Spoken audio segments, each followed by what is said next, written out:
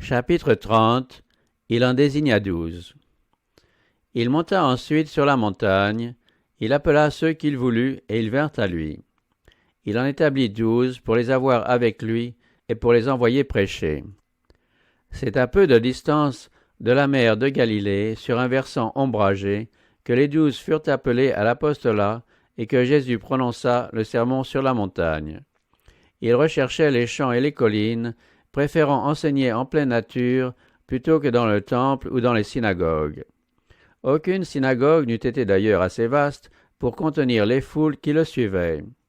Mais Jésus avait une autre raison pour préférer enseigner dans les champs et les bosquets. Il aimait les spectacles qu'offre la nature. Une retraite tranquille était pour lui un temple sacré. Les premiers habitants de la terre avaient établi leur sanctuaire sous les arbres du jardin d'Éden. C'est là que le Christ avait communié avec le Père de l'humanité. Bannis du paradis, nos premiers parents continuèrent à adorer dans les champs et les bosquets. C'est là que le Christ leur apportait l'évangile de la grâce. C'est aussi le Christ qui parla avec Abraham sous les chênes de Mamré, avec Isaac alors qu'il sortait dans les champs pour prier vers le soir, avec Jacob sur la colline de Béthel, avec Moïse dans les montagnes de Madian, avec le jeune David gardant ses troupeaux.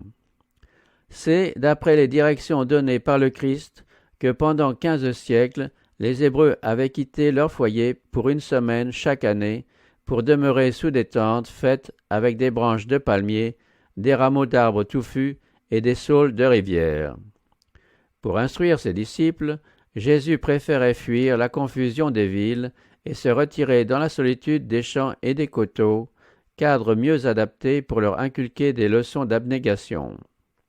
Pendant son ministère, il aimait à rassembler ses auditeurs autour de lui, sous le ciel bleu, sur quelques coteaux herbeux ou sur les rives d'un lac. Entouré des œuvres qu'il avait lui-même créées, il pouvait alors diriger les pensées de ses auditeurs vers les choses naturelles plutôt que les choses artificielles. La croissance et les produits de la nature manifestaient les principes de son royaume. Levant leurs yeux vers les collines de Dieu, contemplant les merveilles sorties de ses mains, ils étaient préparés à apprendre de précieuses leçons de vérité divine. Les choses de la nature allaient leur répéter l'enseignement du Christ. C'est ce qui arrive pour ceux qui sortent dans les champs, ayant le Christ dans leur cœur. Ils se sentent environnés d'une sainte influence. Les choses de la nature rappellent les paraboles de notre Seigneur et renouvellent ses conseils. En communion avec Dieu dans la nature, l'esprit est élevé et le cœur trouve du repos. Il était temps de jeter les premiers fondements de l'organisation de l'Église qui devait, après son départ, représenter le Christ sur la terre. Aucun riche sanctuaire n'était à la portée, mais le Sauveur conduisit ses disciples au lieu de retraite qu'il aimait, et les saintes expériences de cette journée restèrent toujours associées, dans leur esprit, aux beautés de la montagne, de la vallée et de la mer. Jésus avait appelé les disciples pour les envoyer comme ses témoins. Ils devaient annoncer au monde ce qu'ils avaient vu et entendu de lui. Aucun être humain n'avait encore été appelé à un ministère aussi important, et que seul le ministère du Christ surpassait. Ils devaient être les collaborateurs de Dieu pour le salut du monde. De même que, dans l'Ancien Testament, les 12 patriarches sont les représentants d'Israël, ainsi les 12 apôtres seront les représentants de l'Église évangélique. Le Sauveur connaissait le caractère des hommes qu'il avait choisis. Il n'ignorait aucune de leurs faiblesses ou de leurs erreurs. Il savait les dangers auxquels ils seraient exposés, les responsabilités qu'ils auraient à assumer, et son cœur s'attendrissait sur ses élus. Toute la nuit, il resta seul sur une montagne, près de la mer de Galilée, priant pour eux qui dormaient en bas. À l'aube, il les appela, ayant une communication importante à leur faire. Depuis quelque temps, ses disciples prenaient part à l'activité de Jésus. Jean et Jacques, André et Pierre, ainsi que Philippe, Nathanaël et Matthieu, lui était plus étroitement associé que les autres, et avait assisté à un plus grand nombre de ses miracles.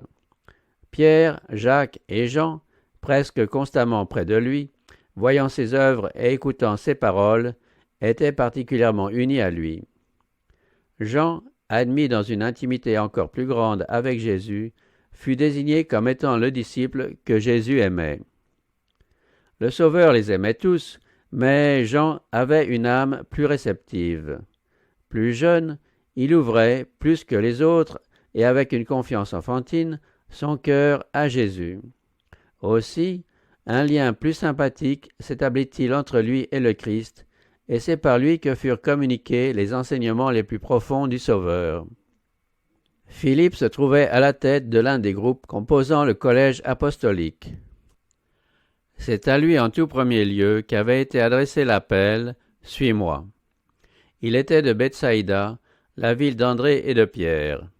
Il avait écouté l'enseignement de Jean-Baptiste et avait entendu ce dernier désigner le Christ comme l'agneau de Dieu. Philippe cherchait sincèrement la vérité, mais il était lent à croire. La manière dont il annonça le Christ à Nathanaël montre qu'il n'était pas encore pleinement convaincu de sa divinité, quoiqu'il se fût déjà joint à lui. Bien que la voix du ciel lui proclamait Fils de Dieu, il n'était encore pour Philippe que Jésus de Nazareth, fils de Joseph. Le manque de foi de Philippe se manifesta encore quand 5000 hommes furent miraculeusement rassasiés. Jésus lui avait demandé, pour éprouver sa foi, « Où achèterons-nous des pains pour que ces gens aient à manger ?» Philippe, incrédule, avait répondu, « Les pains qu'on aurait pour 200 deniers ne suffiraient pas pour que chacun en reçoive un peu. » Jésus s'attrista. Philippe manquait de foi, bien qu'il eût vu les œuvres du Christ et ressenti sa puissance. Quand les Grecs vinrent s'enquérir auprès de lui au sujet de Jésus, Philippe, au lieu de saisir l'occasion pour les présenter à Jésus, alla en parler à André. Les paroles que Philippe prononça peu d'heures avant la crucifixion étaient plutôt de nature à décourager la confiance. Quand Thomas dit à Jésus, « Seigneur, nous ne savons où tu vas. Comment en saurions-nous le chemin ?» Le Seigneur lui répondit, « Moi, je suis le chemin, la vérité et la vie. Si vous me connaissiez, vous connaîtriez aussi mon Père. » Ce qui fit dire à Philippe, dévoilant son incrédulité, « Seigneur, montre-nous le Père, et cela nous suffit. » Le disciple, qui venait de passer 3 années avec Jésus, était encore bien lent à croire. La confiance enfantine de Nathanaël forme un contraste heureux avec l'incrédulité de Philippe. C'était une nature ardente dont la foi s'emparait des réalités célestes. Mais Philippe était un élève à l'école du Christ, et le divin maître fit preuve à son égard d'une patience à toute épreuve. Quand plus tard, le Saint-Esprit fut répandu sur les disciples, Philippe devint un maître accompli, sachant de quoi il parlait, enseignant avec une assurance qui portait la conviction chez ses auditeurs. Pendant que Jésus préparait les disciples en vue de leur consécration, un homme qui n'avait pas été convoqué insista pour être reçu. C'était Judas Iscario, qui se faisait passer pour le disciple du Christ. Sollicitant une place dans le cercle intime des disciples du Christ, il déclara, ardemment et avec une sincérité apparente, « Maître, je te suivrai partout où tu iras. » Jésus, ne voulant ni le repousser ni l'accueillir, se contenta de prononcer ces paroles mélancoliques. « Les renards ont des tanières, et les oiseaux du ciel ont des nids, mais le Fils de l'homme n'a pas où reposer sa tête. » Judas croyait à la messianité de Jésus. En se joignant aux apôtres, il comptait s'assurer une haute position dans le nouveau royaume.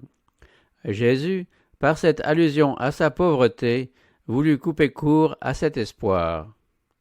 Les disciples désiraient vivement voir Judas parmi eux.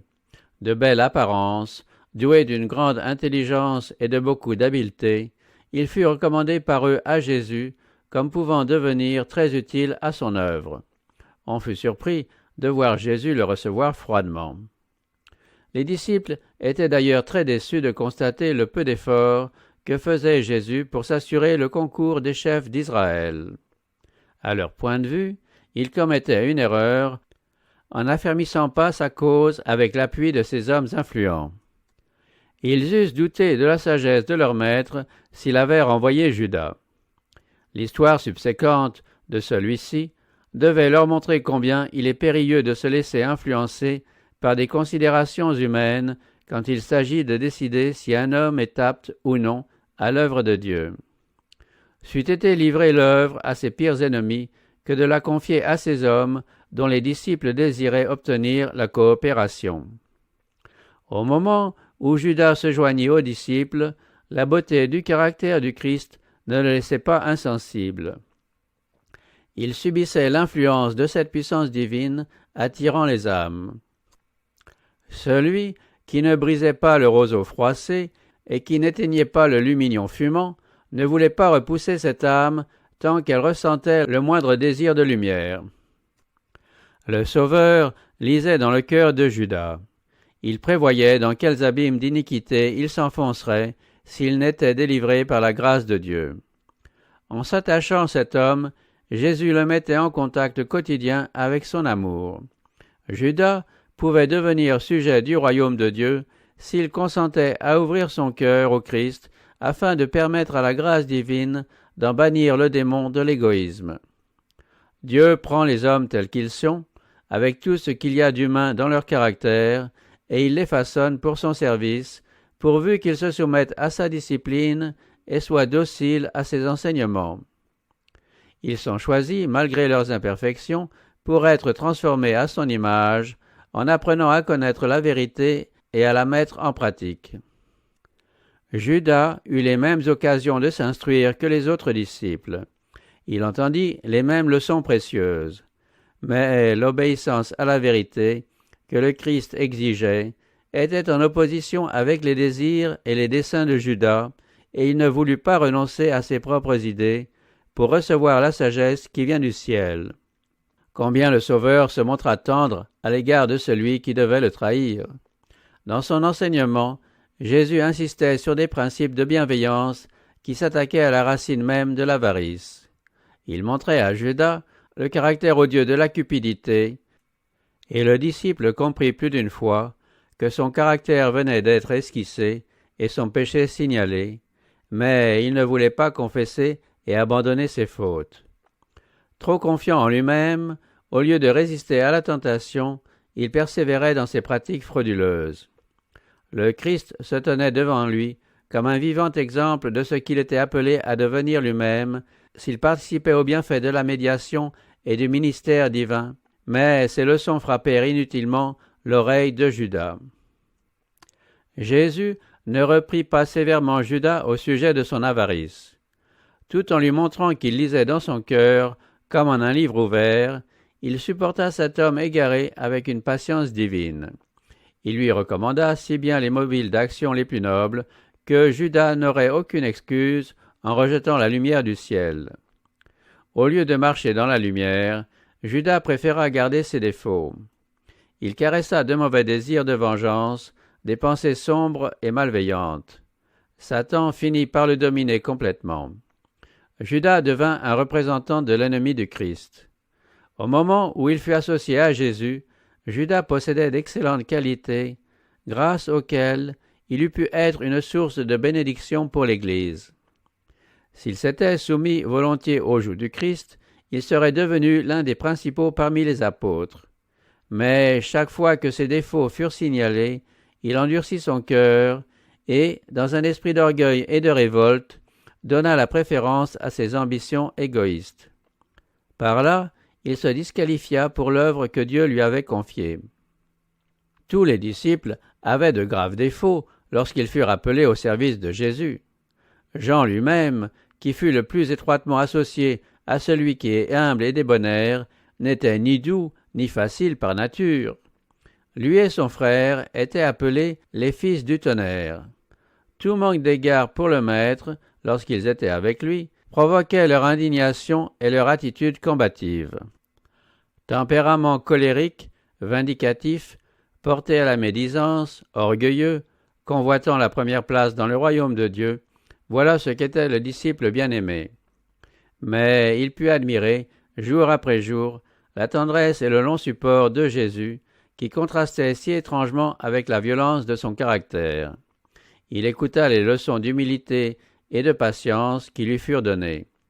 Ouvrant son cœur à l'influence divine, il ne se contenta pas d'entendre les paroles du Sauveur, mais voulut les mettre en pratique.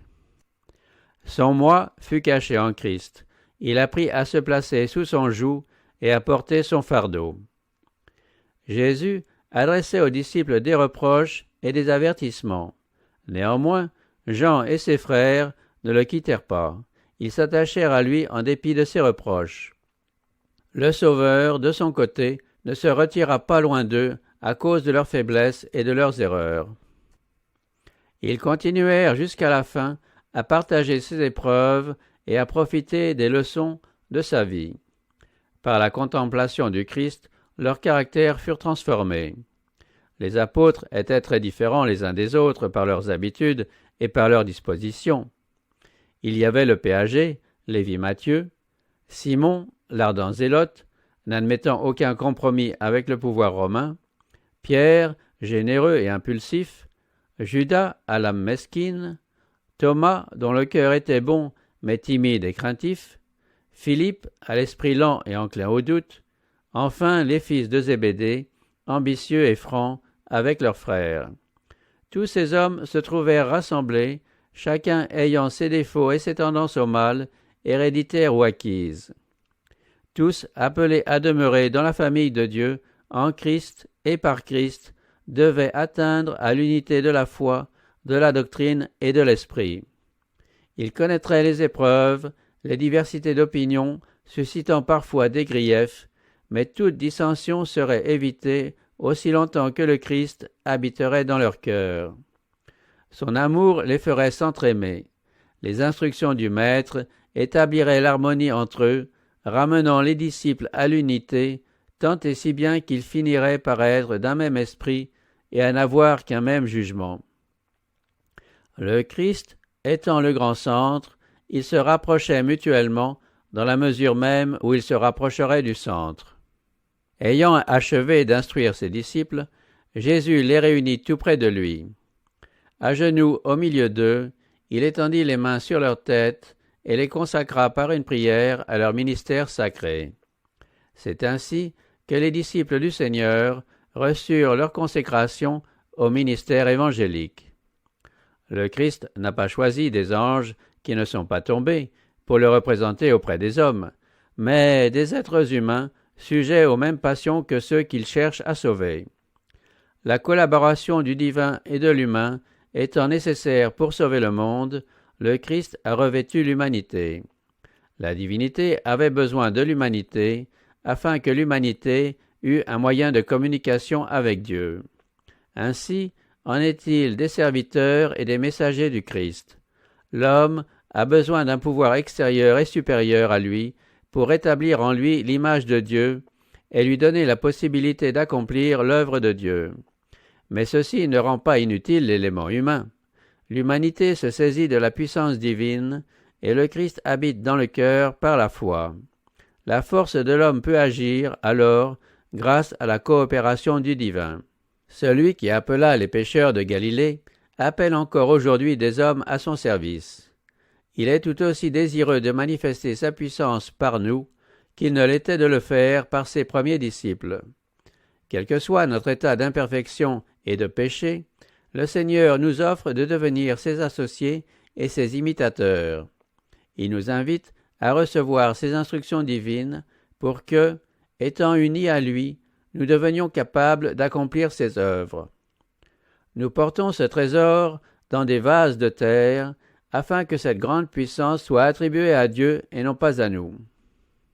C'est pour cette raison que la prédication de l'Évangile a été confiée à des hommes pécheurs plutôt qu'à des anges. Il est manifeste que c'est la puissance de Dieu qui opère à travers la faiblesse humaine. Ainsi, nous sommes encouragés à croire que cette puissance, qui en a sauvé d'aussi faibles que nous, peut nous sauver nous-mêmes. Ceux qui sont sujets à la faiblesse devront aussi avoir de la compréhension pour les ignorants et les égarés. Ayant été eux-mêmes en péril, ils connaissent les dangers et les difficultés du chemin. Ils sont donc appelés à secourir ceux qui se trouvent dans un péril semblable. Il y a des âmes affligées par le doute, accablées sous le poids des infirmités, dont la faible foi est incapable de saisir l'invisible. Mais un ami, venant à elles d'une manière sensible, à la place du Christ, peut servir d'anneau pour fixer leur foi tremblante sur le Christ. Nous devons présenter Jésus au monde en union avec les anges du ciel. Ceux-ci attendent, avec une ardeur presque impatiente, notre coopération, car c'est par l'homme que la communication s'établit avec l'homme. Et, lorsque nous nous offrons au Christ, par une consécration sans réserve, les anges se réjouissent de pouvoir faire connaître l'amour de Dieu par nos paroles.